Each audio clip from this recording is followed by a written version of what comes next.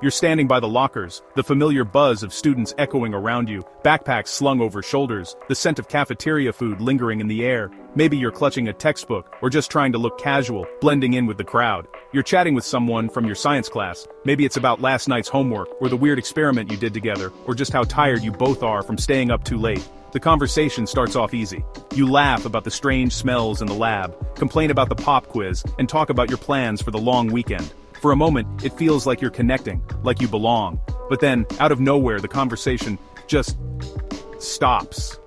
The silence feels heavy. Almost like a wall has dropped between you. You scramble for something to say, but your mind goes completely blank. It's like every interesting thought you've ever had has vanished.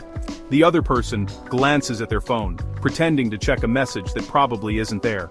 You stare at your shoes, wishing you could disappear, or at least think of something, anything, to break the silence.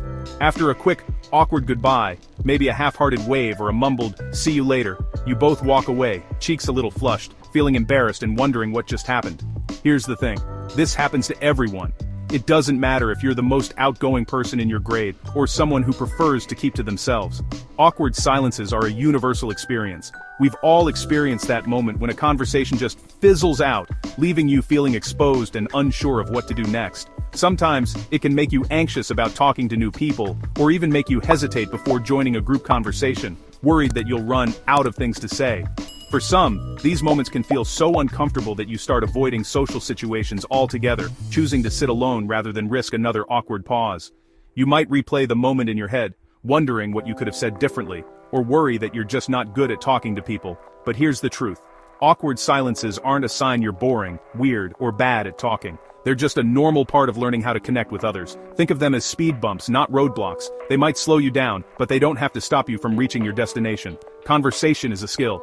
Just like playing an instrument, learning a new language, or getting better at a sport. No one is born a perfect conversationalist. With practice, patience, and a few simple strategies, you can get better at it. Every conversation, even the awkward ones, is a chance to learn and grow. All you need are some practical tools, a bit of courage, and the willingness to try again, even after a conversation doesn't go perfectly.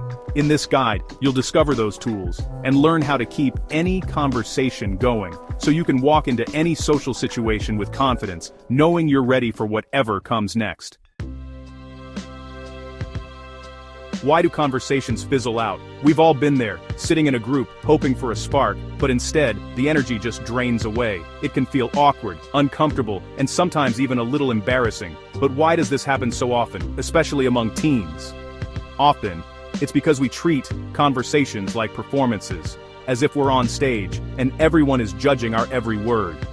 We worry about saying the right thing, making people laugh, or coming across as interesting. This pressure can make us freeze up, or overthink what we're about to say.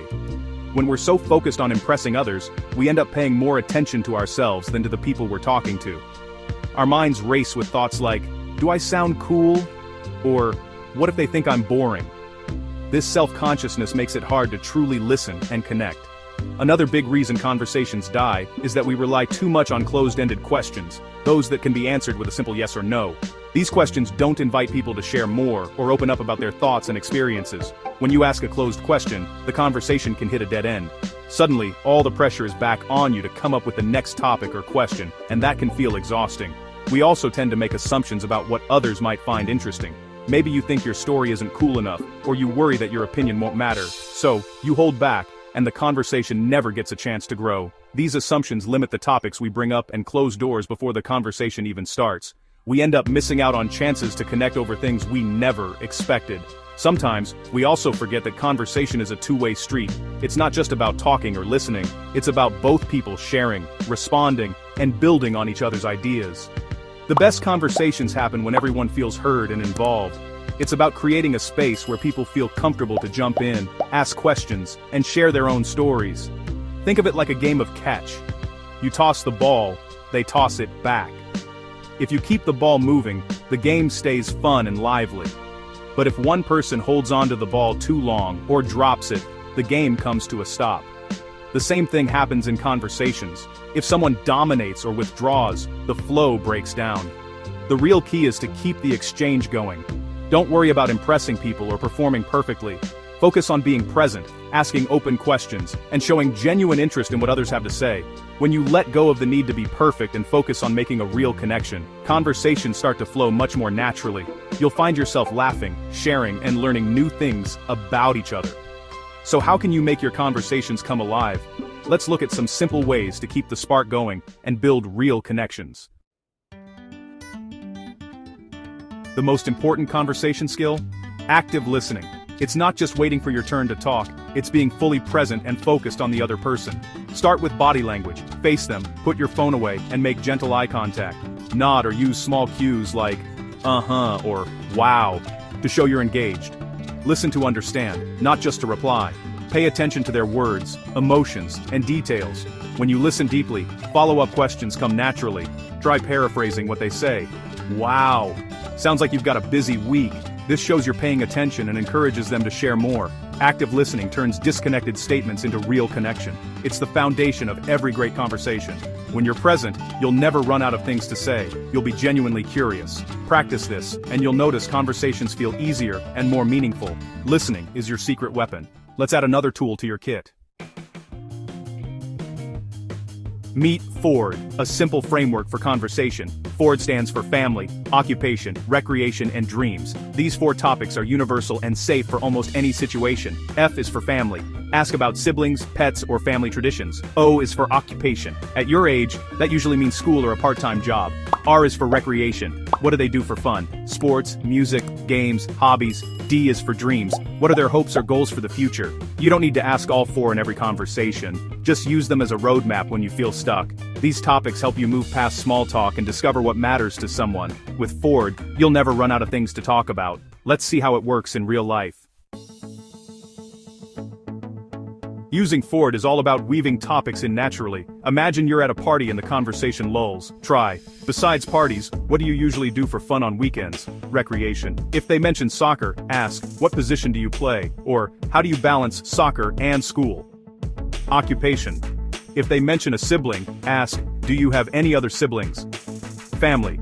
If they talk about a favorite class, ask, is that something you want to study in college? Dreams. Notice how one topic leads to another. The key is to listen, pick up on details, and follow the thread. That's how real connection happens. The quality of your questions shapes the conversation. Closed-ended questions get short answers. Open-ended questions invite stories and opinions. Use words like what, how, or tell me about. Instead of did you like the movie, ask, what did you think of the movie? Try. What's your week been like? Instead of, are you busy? Open-ended questions show curiosity and encourage the other person to share more. They turn small talk into real talk. Practice turning closed questions into open ones. It makes a huge difference. When you ask better questions, conversations flow.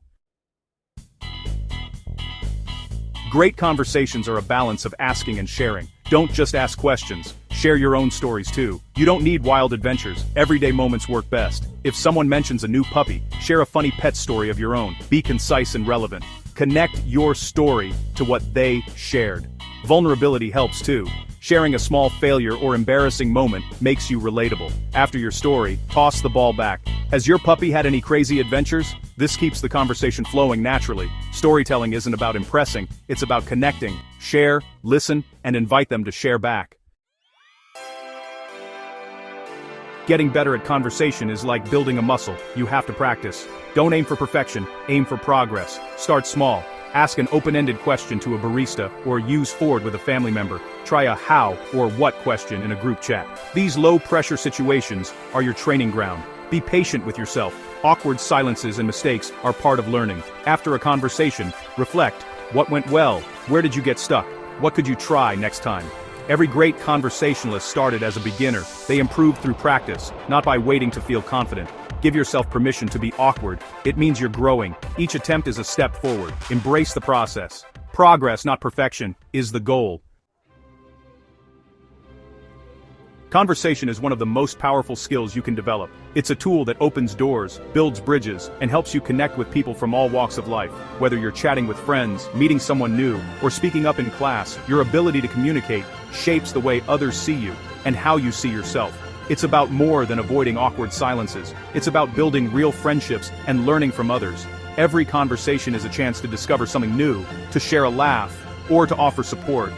When you open up, you invite others to do the same, creating a space where everyone feels welcome and valued. When you hold back, the world misses out on your voice. Your ideas, your stories, and your perspective are unique. And they matter. It's normal to feel nervous or unsure, but remember, everyone has felt that way at some point. The first step is simply showing up and being willing to try.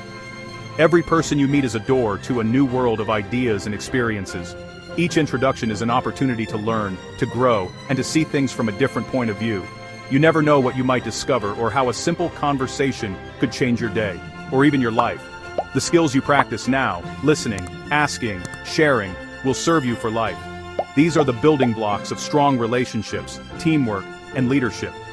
When you listen with curiosity, ask thoughtful questions, and share your own experiences, you create deeper connections and help others feel seen and heard. Becoming a confident communicator starts with a choice: to try. It's about taking that first step, even if it feels a little scary. Confidence isn't something you're born with, it's something you build, one conversation at a time. Each time you speak up, you're practicing and growing. Put your phone away, listen, ask open-ended questions and share a story. Give your full attention to the people around you. When you're present, you show others that you care and you make it easier for real connections to happen. Try asking about someone's interests, or share something funny that happened to you. These are small steps, not giant leaps. You don't have to be perfect or have all the answers. Just being willing to participate, to listen, and to share is enough. Over time, these little moments add up, and you'll notice your confidence growing. With each step, you'll get more comfortable and discover that most people want connection, just like you. The more you practice, the easier it becomes. You'll find that people appreciate your effort and are often grateful when you take the initiative to start a conversation. You have the tools: forward, open-ended questions, and active listening. Use them to guide your conversations and keep them flowing. Remember, it's okay to make mistakes or feel awkward sometimes. What matters is that you keep trying and keep learning. You don't need to change who you are. Just let others see it. Your authentic self is your greatest strength. When you share your true thoughts and feelings, you inspire others to do the same, and that's how real friendships are built. Start today. Take a small risk. Ask a question. Share a thought. Even the smallest effort can lead to big changes. Each time you reach out, you're building your confidence and making it easier for others to connect with you. You'll be amazed at how the world opens up. The more you practice, the more natural it will feel. Remember, you've got this, and every conversation is a new opportunity to grow.